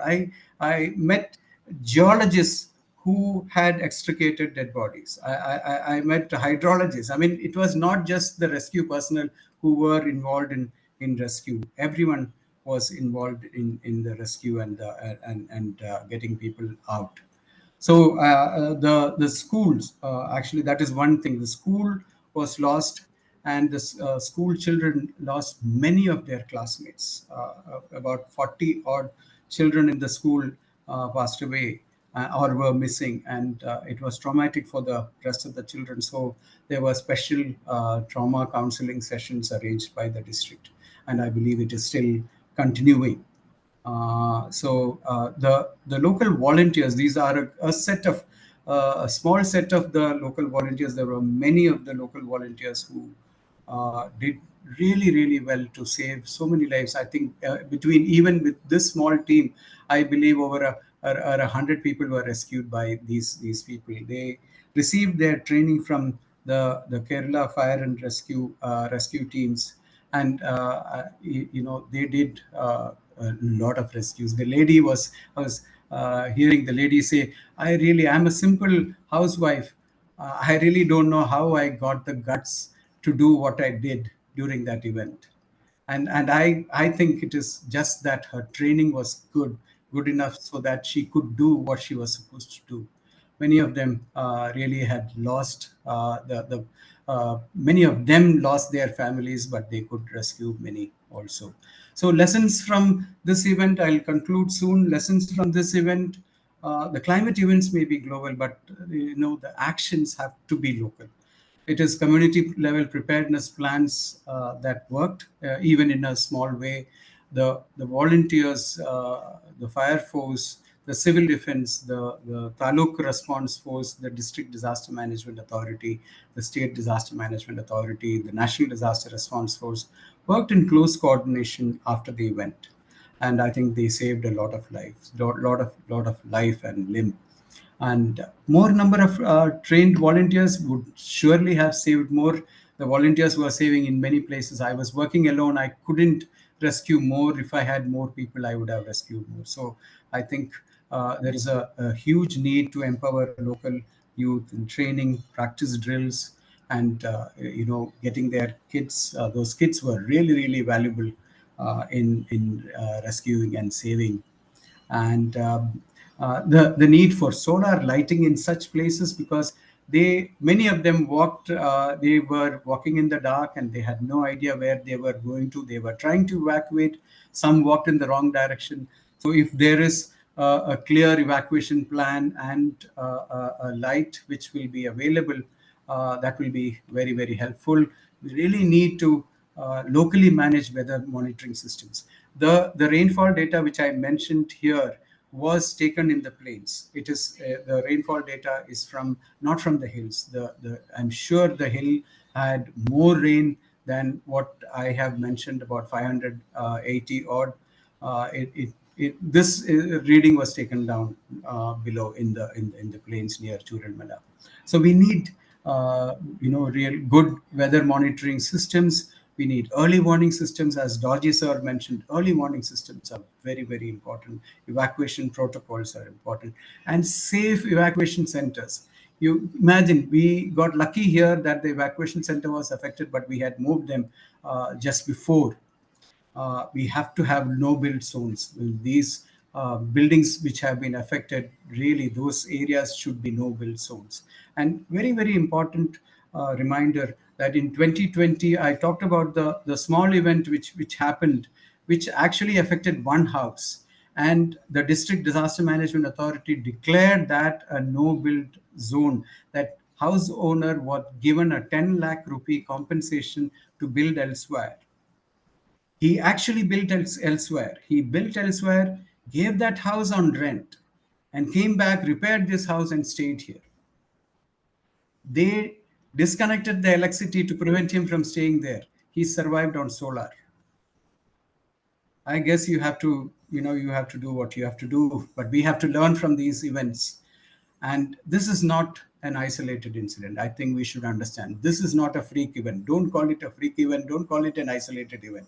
This has happened before elsewhere. This will happen again. It is no longer business as usual with the kind of climate events which we are having. We have to take care, not just in Kerala, not just in the Western Ghats, not in the Himalayas, everywhere where there is a hillside events. These can happen anywhere. So we have to understand the risk. We have to map these locations where such events can happen. Definitely learn from past events. If an event happens and no one dies, we don't consider it an event. We have to really learn from near miss events. We really have to learn lessons. Otherwise, we will have to burn our fingers and then learn. We have to empower local communities and let help them prepare and mitigate the risks today. May the rains repeat, but the disaster should not. Thank you so much. Thanks a lot. Let us stay connected. Thanks for this opportunity very much. Rinpui, over to you. Thank you so much, Dr. Hari. So far, we have we're still in time. The questions that are pasted on the Q&A are being answered by our presenters, and also still more questions coming in the Q&A. Thank you so much for that. And before we call on Veronica, do we want to try and play Heidi's video again first, or Yeshe? Sure, I can play. I hope it will now work. Okay, go ahead, please.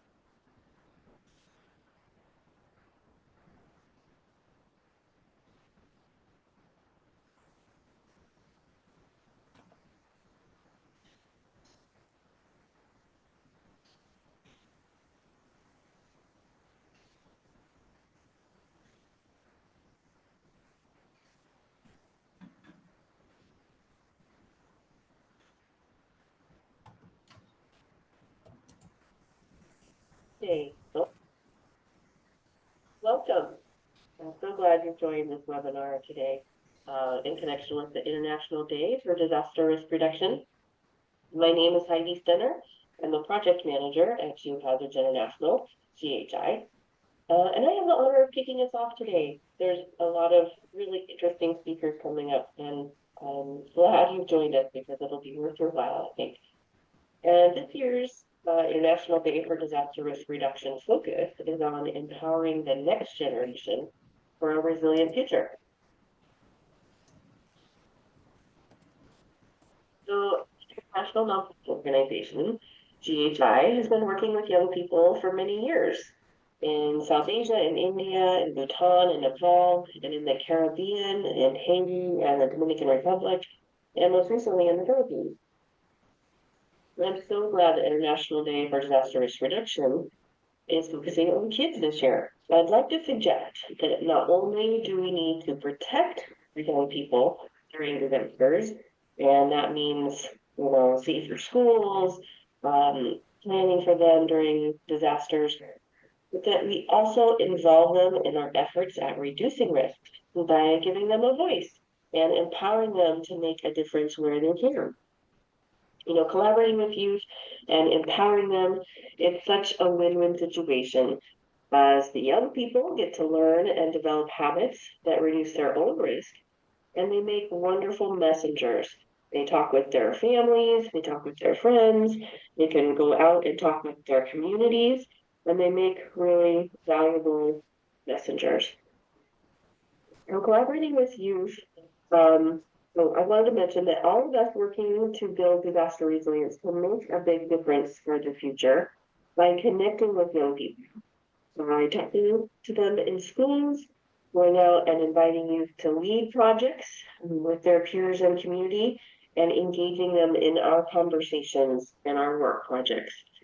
The young people of today, as you know, will be dealing with climate change their whole lives. And we're all aware that climate change is bringing us conditions that are harming people directly, like extreme heat waves. But what's becoming even clearer now is that not only can climate change affect the people directly, but it's also worsening our impact from the natural hazards that we've always had to be concerned about, like earthquakes. So GHI has a program that's looking into how climate change is amplifying earthquake and volcanic hazards. So what do I mean by amplifying the hazards? So what's coming up are a few slides showing examples of how climate change can amplify the ways that earthquake hazards affect people. So for example, in the slides you see here on the left, increased rainfall or increasingly extreme rainfall, such as Kathmandu has recently experienced. If there is an earthquake when there has been recent heavy rainfall, this means that the number of earthquake-triggered landslides will be much greater, or they have a longer run out, or they'll be more like debris flows. A lot of potential for damage from these earthquake-induced landslides in an extra wet environment. So the increased rainfall or increasingly extreme rainfall also can saturate sandy soils that are prone to liquefaction, such that there's a greater extent of liquefaction or worsened liquefaction because of that increase in soil moisture. So climate change can also amplify the melting of glaciers because of the temperature increase and the increase in rainfall. And then, as we talked about on the slide, that can increase the number of landslides. But then those landslides can also block rivers. And if they're blocking a river, that can cause flooding upstream. And if that landslide dam were to catastrophically fail, it can also lead to extremely dangerous flooding downstream. And another way that these newly increasing number of landslides that are possible during earthquake shaking and more wet future is that the landslides have a greater chance then of pumping dams or failing into reservoirs and causing damage to the reservoir or causing a flood to go downstream. If you overtop, an embankment dam, it will cause catastrophic flooding. So another example is we're going to hear about glacial lake outburst flooding, I think, later in this webinar. But as the increasing temperature with climate change melts more snow and the permafrost and the glacial ice, it can cause greater glacial lakes, and it can also allow for the destabilization of slopes and the moraines that hold the glacial lakes back, especially during earthquake shaking. And so that can trigger the collapse of a moraine or a landslide into a glacial lake, can then trigger a glacial lake outburst flood, a GLOF. And these can be really disastrous. You can see a dam that has been destroyed on the left. That was in Nepal. And on the right is flooding from a GLOF in India last year. And my last example is how during an earthquake, you can often get fire following earthquakes. So you have propane tanks that might be releasing gas, and any spark can ignite them, or you have down power lines that when there is increasing drought or increasing heat, that can cause fires to ignite more often. And it can also mean that the spread can be much larger. So there's an increased occurrence and spread of earthquake-triggered fires following the shaking. So this can be quite dangerous. So on the left side, you see a fire that followed the Noto earthquake in Japan this year in January. So, so those were a few examples of how climate can affect earthquake hazards and the way they're impacting us. And that is really relevant, I think, for the speakers that we have coming today. They're going to tell us about such examples in Nepal, Bhutan, and India, flooding and landslide. And so maybe as they are speaking, you can also be thinking how much climate change may cause an increase in similar events in the future. So I know this all sounds a bit dire and depressing, but I think what it means for us is that we just need to add one more small consideration when we're developing risk reduction measures, and that we just need to consider this new world of ours and the world of the future as climate change progresses as we plan. So as we're developing mitigation plans, what level of rainfall do we need to be thinking about? How many landslides may occur? Where would liquefaction now be a much greater area that it could impact? So I think if we get that some greater thought, I think it will help us going forward.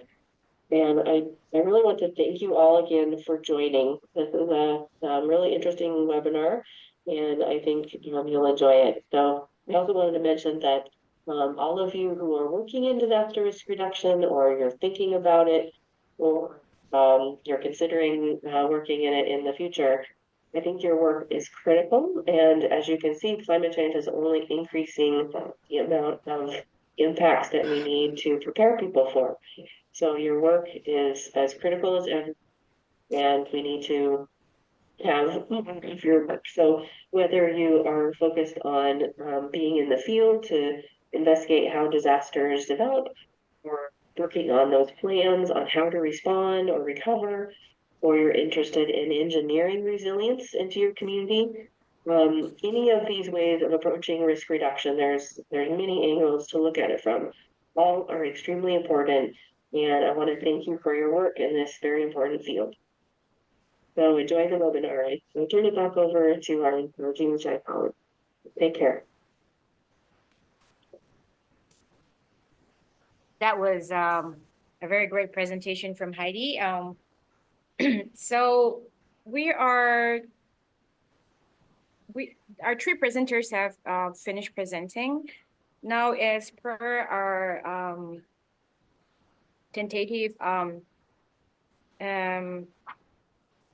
agenda, we're supposed to have a question and answer session now, but you have pasted all your questions in the Q&A, and then we have answered 37 of the questions, and there's still 36 questions. So Yushi, how do we go about this? I think we are having some time issue running over. So I think many of the questions are answered online by Dr. Chan, Hari, and Young sir. I think we can go to Varanika's presentation, and then I think if you have some time, I think we will answer at the end. Okay, thank you very much. So now we will call Veronica. Veronica Cedillos is the president and CEO of Geohazards International. She is a licensed civil engineer whose professional experience has focused on initiatives and programs to reduce the impacts of natural hazards. She has directed numerous efforts focusing on building disaster resilience in communities throughout the world, including major projects in Armenia, Haiti, Indonesia, Kyrgyzstan Republic, and Peru and the United States. Ms. Cedillos have been a major contributor and editor on several technical reports that guide practicing engineers to design buildings that withstand natural hazards. She holds a Master's of Science in Civil Engineering from Stanford University and a Bachelor of Science in Civil Engineering from Massachusetts Institute of Technology. So over to you, Veronica. Thank you so much. 1 second, I'm going to share my screen again.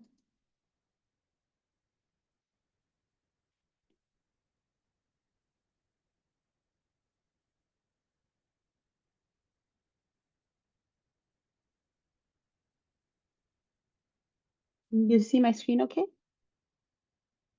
Great. Yes. Wonderful. Well, thank you so much for that very kind introduction. As my colleague, Ms. Lauren Putlau just mentioned, my name is Veronica Cedillos. I am President and CEO at Geohazards International. And first off, I want to start off with a huge thank you for everyone joining us here today, and a very, very special thank you and acknowledgement to our speakers. I'm honored to be giving you the closing remarks for this webinar on climate-induced hazards with case studies from Bhutan, India, and Nepal. As my colleague Heidi Stenner mentioned in her recorded presentation, Geohazards International, GHI, is a global nonprofit. We were founded over 30 years ago with headquarters in California, and we are a truly global organization with team members throughout the world, as you can see on this map here, where you see red dots is where we have people. This includes a concentration of staff members in South Asia, and hence one of the reasons that we focus on events in this part of the world for today's webinar. Our mission is to save lives by empowering at-risk communities worldwide to build resilience ahead of disaster and climate impacts. This slide here shows some of the highlights of the way that we work.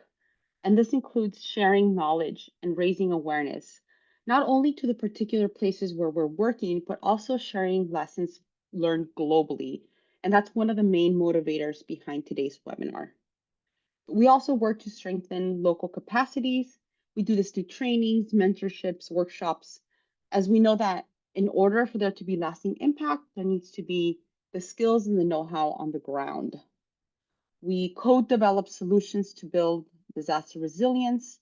This means that we work closely with and alongside local leaders, local professionals, and communities, because their voice is very important in us coming up with solutions that are going to be feasible and implementable on the ground. But ultimately, we're about inspiring locally led action, as we know that disaster resilience requires ongoing long-term efforts. Geohazards International focuses its work in low-income contexts, and this is because we know that disaster risk as it pertains to fatalities in particular is the highest in these contexts. The chart on the left shows you the average number of deaths per disaster event over the past 20 years or so. And on the x-axis, you see different income categories of countries. And we're starting with low-income countries on the left, all the way to high-income countries on the right. And what you see is the stark difference in average deaths between these income categories.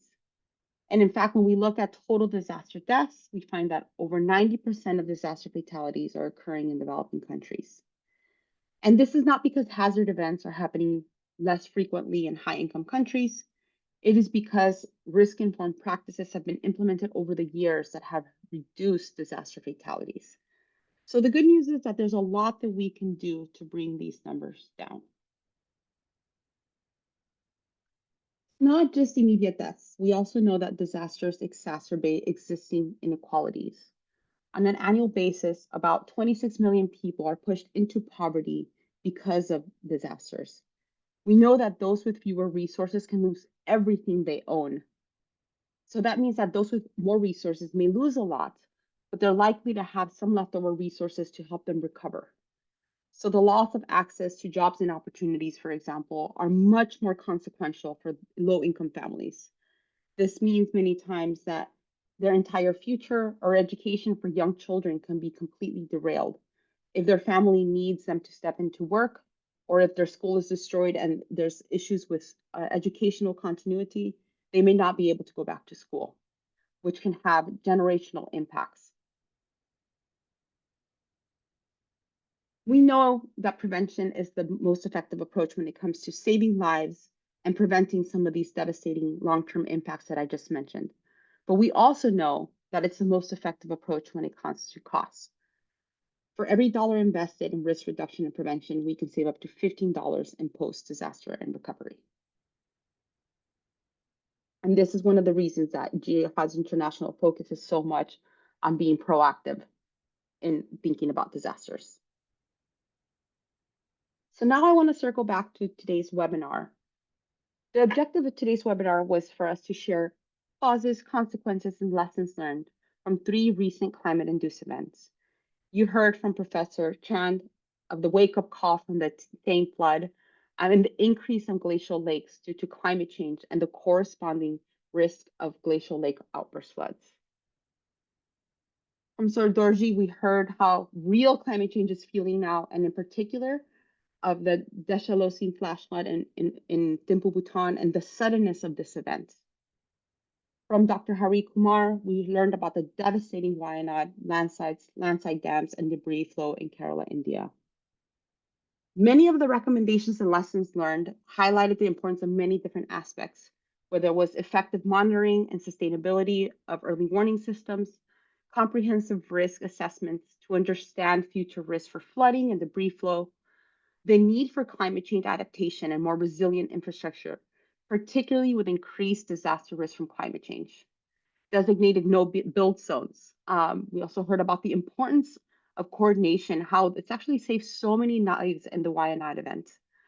We heard about the power of locally trained community rescue volunteers. We heard about the need for increased community awareness and preparedness, and having adequate budgetary provisions and funding mechanisms for response, restoration, and rehabilitation. And finally, we heard about the power of cooperation and unity. So ultimately, with this webinar, I want to encourage all of you to use these lessons to help reduce impacts from similar events in the future. And with that, I want to say, disasters are not inevitable. There's a lot we can do. I just mentioned a lot of them. And everybody on the call today, on this webinar today, can play a very important role in making your community safer. And again, this includes things like helping to ensure that we implement risk-informed planning and regulations, promoting science-informed preparedness, ensuring effective early warning systems are put in place, better communicating risks to people and decision makers on the ground, ensuring that we have disaster resilient design and construction of buildings and infrastructure, and just overall promoting and encouraging safer practices.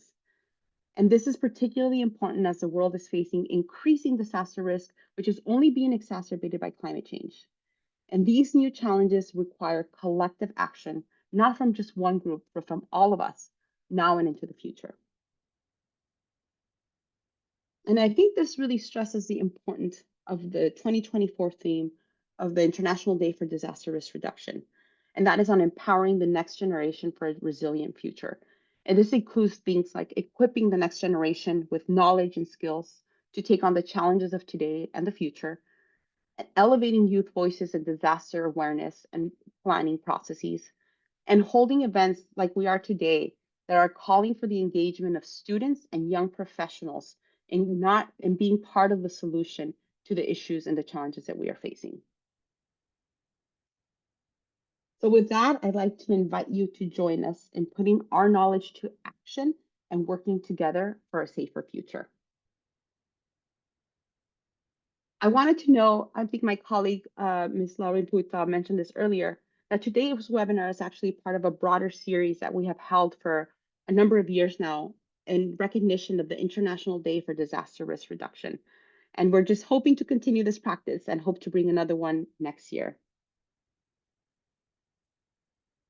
So again, I want to circle back and thank our amazing speakers. Thank you to Ms. Heidi Stenner, to Professor Chand, to Sir Dorji, and to my colleague Hari Kumar. We're very grateful for each of them for taking the time to share their knowledge, their experience, and reflections. I also want to acknowledge our moderator, Ms. Lauren Puitlao, as well as my colleague Yishi Lote, who helped to organize and run today's webinar.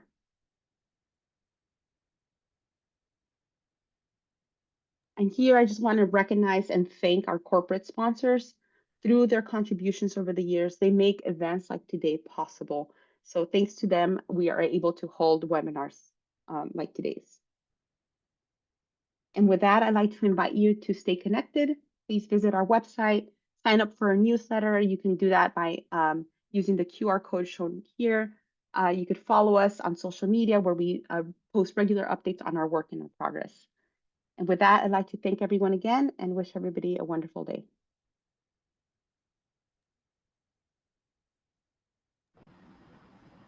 Thank you so much, Veronica.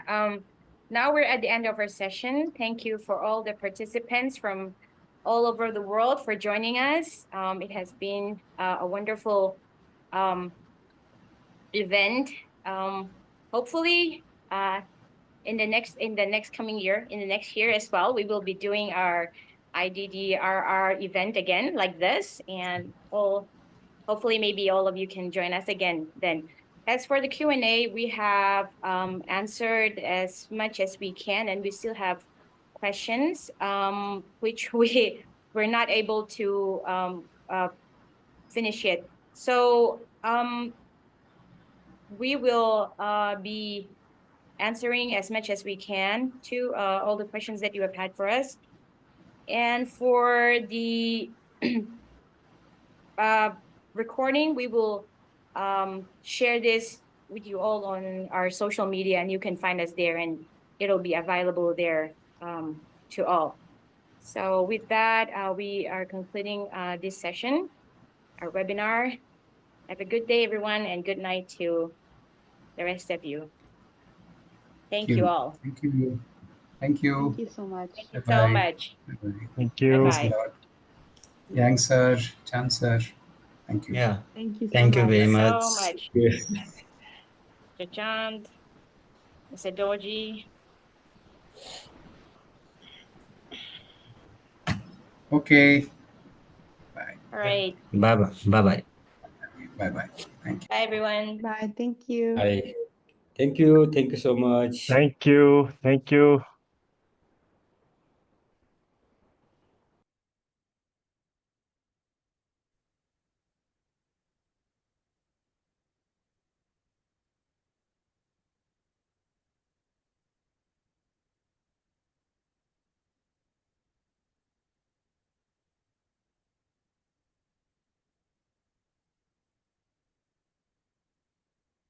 Thank you, Rempuri. It Oh, was wonderful. Our participants are still going on. no. I think you should end it on your side. Yeah, I will end in few. Yeah, stop the recording.